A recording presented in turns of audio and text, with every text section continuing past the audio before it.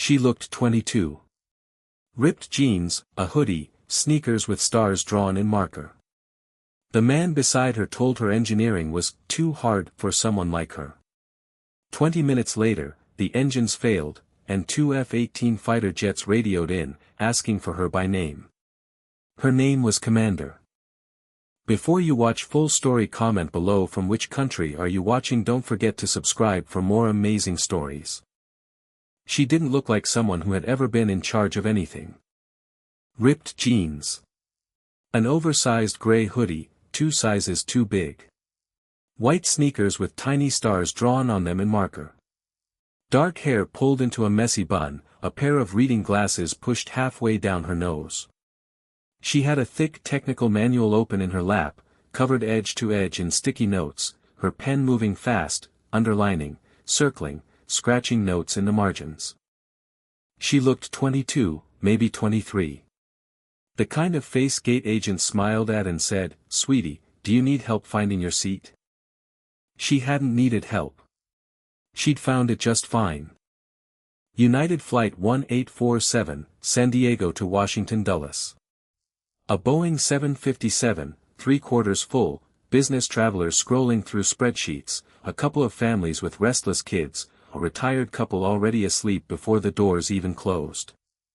Outside, the tarmac shimmered under the afternoon heat, ground crews waving the last of the baggage carts clear, the engines already beginning their low hum of pre-flight life. She'd boarded quietly, stowed her bag without asking for help, and settled into 14C like she'd done it 1,000 times before, because, in a sense, she had, just never in a seat this soft, on a jet this slow. The man in 14B introduced himself before she'd even settled into her seat. "Harold Bricks," he said, extending a hand like he expected her to recognize the name. 58 years old, senior partner at a consulting firm, the kind of man who had spent his entire boarding process telling the passenger behind him about 30 years of climbing the ladder. He glanced sideways at her book. "Engineering," he said, leaning further over the armrest than necessary. "Tough field. You sure that's the right path for someone your age? Something in communications might suit you better. Less stress." "I'm doing fine," she said, without looking up. "No shame in admitting when something's too hard," Harold pressed on, warming to the subject.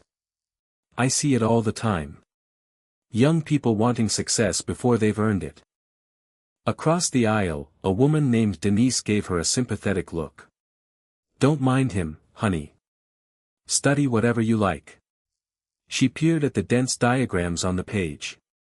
"Though that does look awfully advanced." "I manage," she said simply. Harold gave a small laugh, the kind men like him used when they believed they'd already won an argument nobody else knew they were having. "That's the spirit. Confidence is important. Just don't let it write checks your experience can't cash." He settled back into his seat, satisfied, already reaching for his phone to check one more email before takeoff. What she didn't say, because she never said it to strangers on airplanes, was that she had graduated high school 2 years early. That she'd finished her aerospace engineering degree at 19. That she had been the youngest pilot in her class at Naval Flight School at 21, and flown her first combat deployment at 24. The book in her lap wasn't a textbook. It was an advanced avionics manual, notes for a training program she was about to run for junior pilots the moment her leave ended. Her name was Commander Elena Vasquez. 29 years old.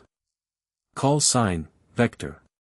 One of the most decorated combat aviators in the United States Navy, 1,900 flight hours, 230 combat missions across 3 deployments, F/A-18 Super Hornet carrier landings at night since she was 24 years old.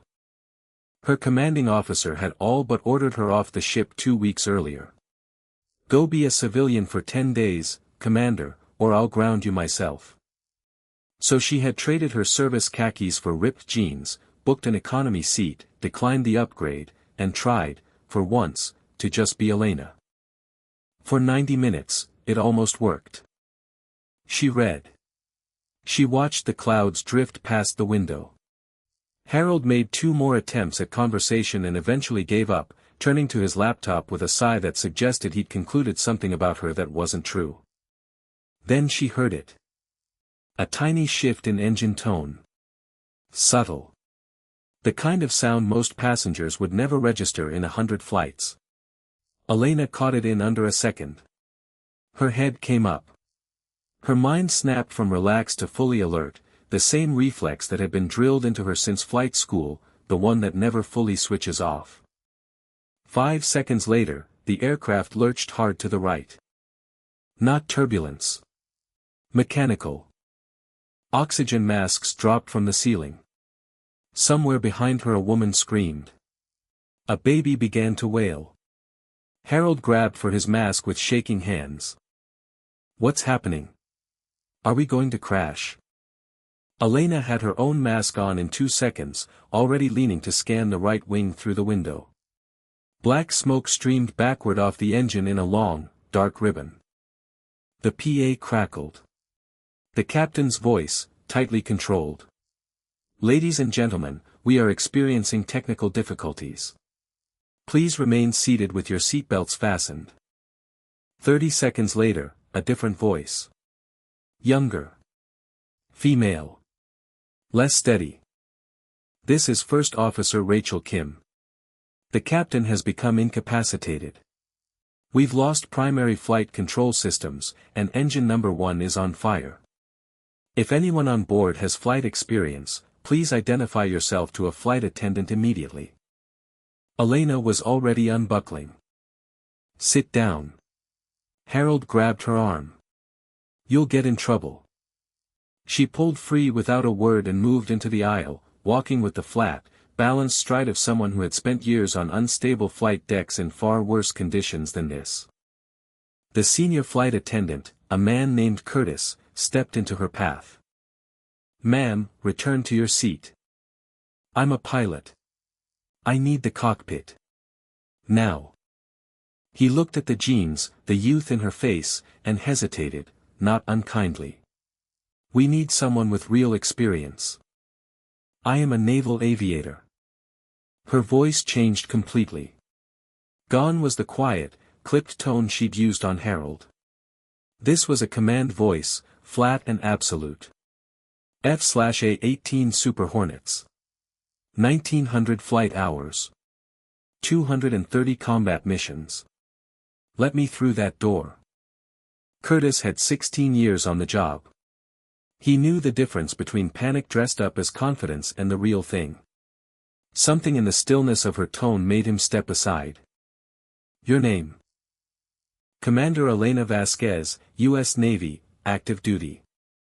Rachel Kim opened the cockpit door, pale, sweating, her eyes darting between the instrument panel and the windscreen. There's a passenger, Curtis said. Says she's military. I don't have time for this, Rachel snapped. Elena put a flat hand on the doorframe. First Officer Kim.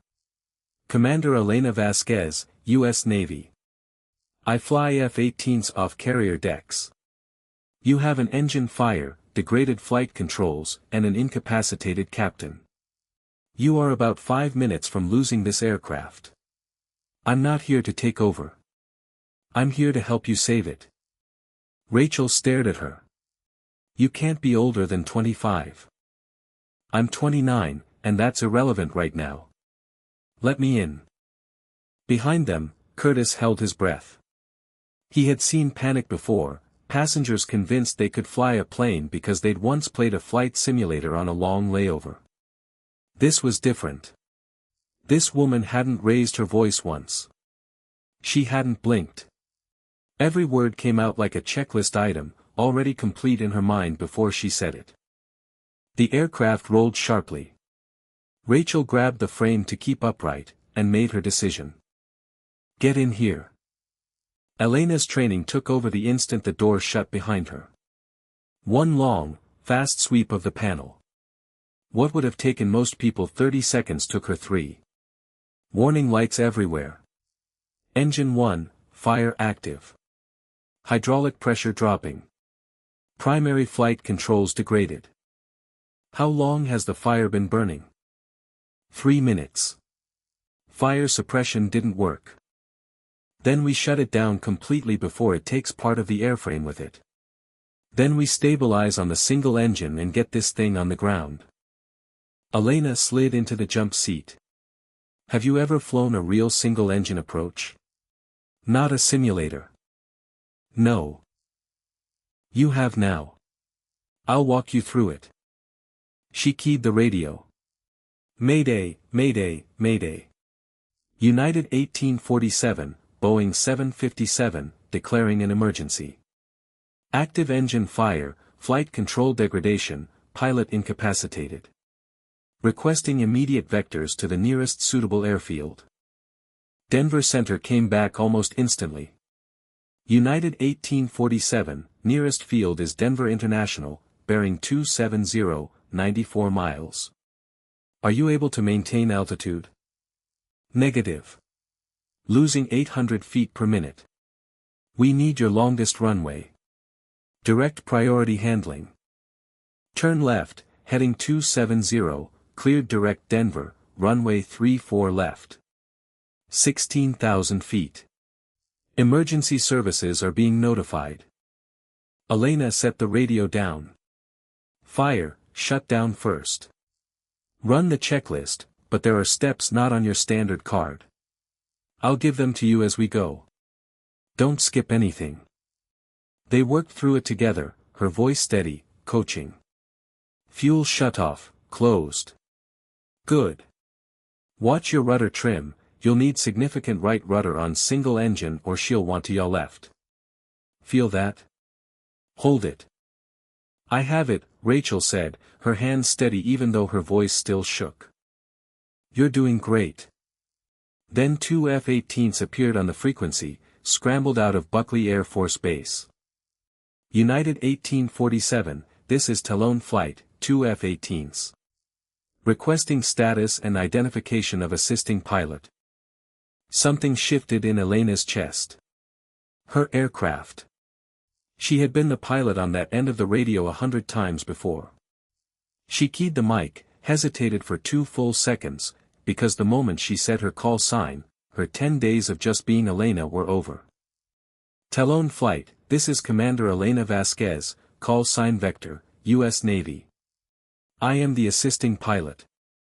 Silence on the frequency. Then, say again, did you say Vector? Affirmative. The frequency lit up. Then one voice cut through, older, decisive. United 1847, this is Colonel James Ortiz, Talon Lead. Commander Vasquez, confirm identity. It's me, Colonel. Currently on leave. Currently also trying to keep 206 people alive. You have everything Talon Flight can give you, Commander. Rachel glanced at her, stunned. Who are you right now?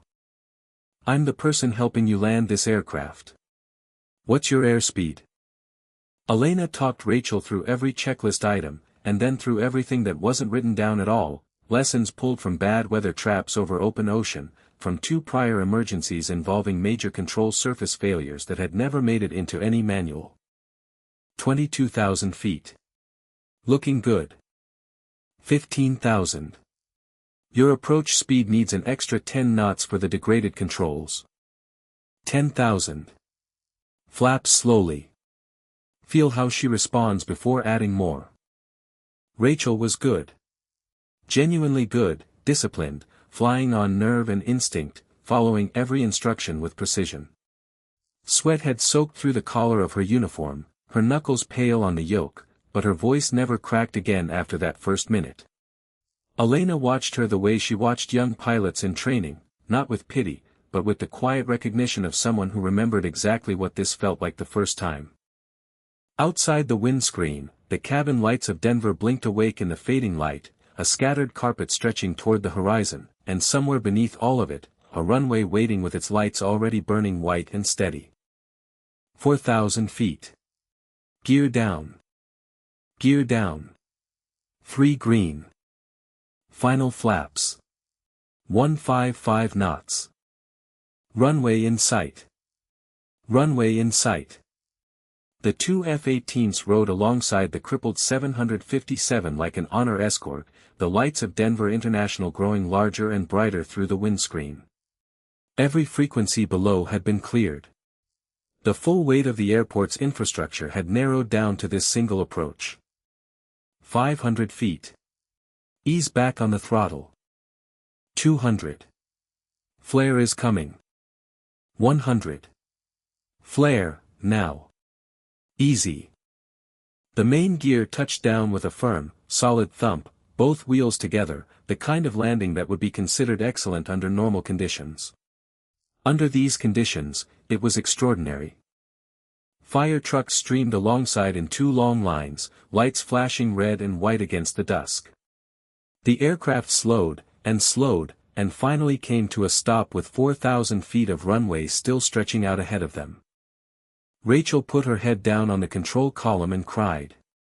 "We did it. Oh my God. We actually did it."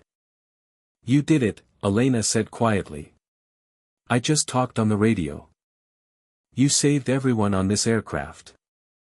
We saved everyone. That's how crews work."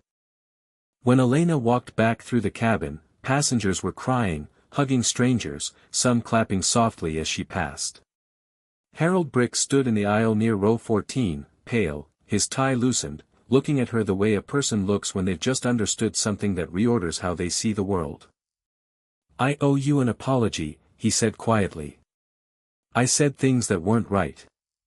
I made assumptions about you based on how you looked and how old you were. I was wrong." "You made assumptions," Elena said.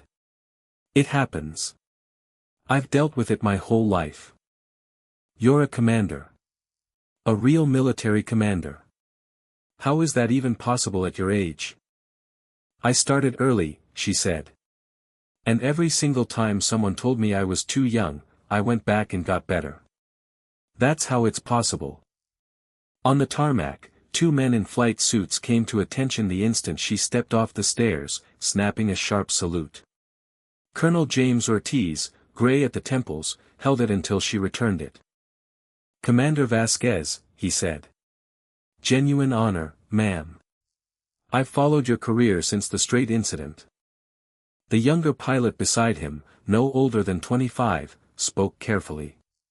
"Ma'am, I've wanted to fly since I was 8 years old." "How did you know you were good enough?"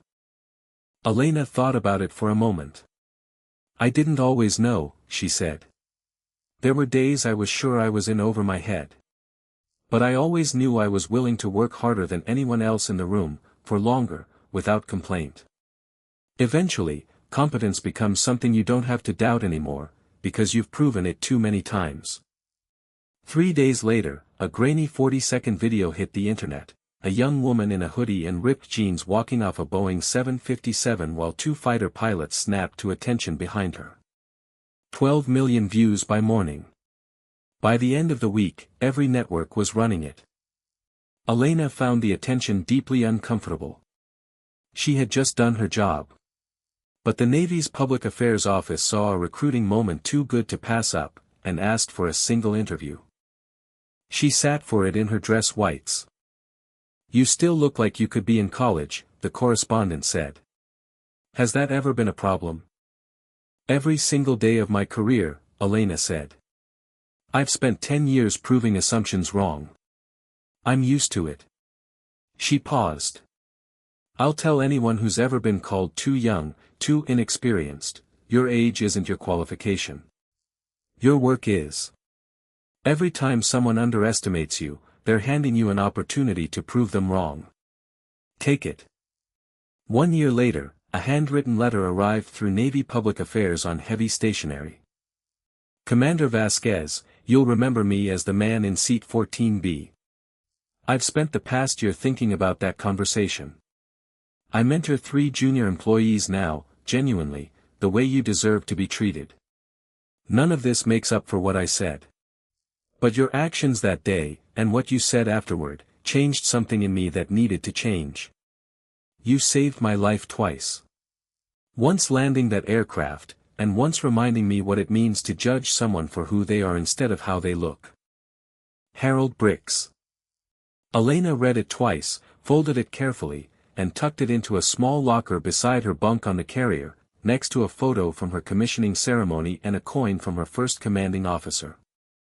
6 months after the emergency, Rachel Kim applied to a lateral entry program into Navy aviation, writing in her application about a commander with no doubt whatsoever, whose steadiness had been a wall she could lean against until she found her own footing. She was accepted. That's the story of Flight 1847. Elena Vasquez had spent a decade absorbing the small, daily cruelties of being underestimated. And somewhere along the way, she'd learned something most people never do, that assumptions are just information. They tell you who's watching carelessly, and who's about to be surprised. At 35,000 feet, everyone wears the same seatbelt. But the people who look the least like what you expect are so often carrying the most. Somewhere tonight, another Harold is sitting beside another Elena, already forming an opinion he hasn't earned the right to have. The question is never whether the world will underestimate you. It's whether you'll be ready when the moment comes to prove them wrong. If this story moved you, hit subscribe. There's always another flight, another seat, another quiet stranger the world hasn't noticed yet, and always someone extraordinary sitting quietly in the seat you least expect.